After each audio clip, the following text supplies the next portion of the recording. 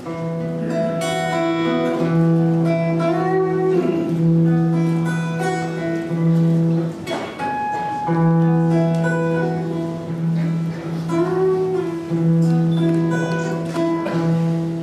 National Congress inaugural statement on February 13, 2013. On this day, 100 years ago, His Holiness the 13th Dalai Lama declared the restoration of Tibet's status as a free and an independent state. 2 years earlier, the Manchu army had unleashed a reign of terror in Lhasa, forcing His Holiness to escape to neighboring India. From exile, the 13th Dalai Lama dispatched his officials to Lhasa to take charge of the resistance. After a year of hard and brutal fighting, the Manchu army surrendered and Tibet reasserted its historical status as an independent state, a status it had enjoyed for more than 1,000 years. Today, on this day, on February 13, 2013, we also commemorate the 100th anniversary of the declaration of Tibetan independence as an auspicious and joyous occasion, reminding us of a time in our history when we lived in our own land as free people, spoke our own language, and peacefully worshipped in our temples, and enjoyed our ancient way of life under the sovereign rule of His Holiness the Dalai Lama and the Gandhi Bodhan government.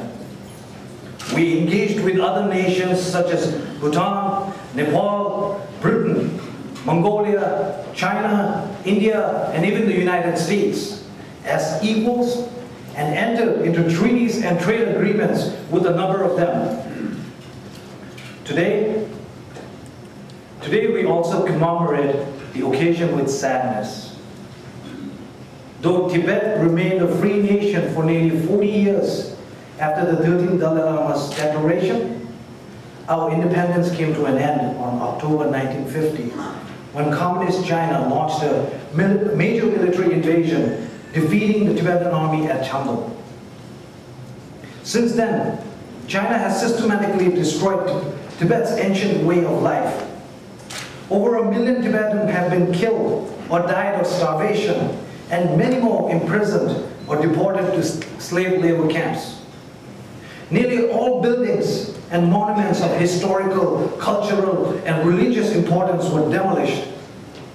and their treasures and the art objects looted and shipped to China for their precious metal, or for sale in the Asian art market. The mineral wealth, forest, water, and other natural resources of these lands have not only been systematically exploited to benefit China, but have been thoughtlessly wasted and devastated. Right now, China's population transfer policy has flooded Tibet with Chinese colonialists, threatening to marginalize the indigenous population and make them a minority in their own homeland. Native craftsmen, small businessmen, workers, and even laborers have been near completely displaced by Chinese colonialists, causing tremendous social problems, the economic and the psychological distress among the native population. The nomads of Tibet are being forced to leave their traditional grasslands and relocate to so-called settlements with their concentration camp like rows of cinder block huts surrounded by high walls. What is unmistakably is that Tibetans as a distinct people and identity are being relentlessly pushed to a kind of functional extinction. Today is also a day of hope and courage, of iron will and truth tested in fire. Although the informers, the torturers, the executioners, the various organs of state security, and the brutal People's Liberation Army are relentlessly going about to spreading terror throughout the land, the Tibetan people continue to resist, continue to call for an independent Tibetan nation and the return of His Holiness the Dalai Lama to a free Tibet. These have been the principal rallying demands of the 108 brave men and women who have set themselves on fire to illuminate the truth of Tibet's cause to the world. Therefore today, on this momentous day, we resolve to dedicate ourselves to the commitment made by our martyrs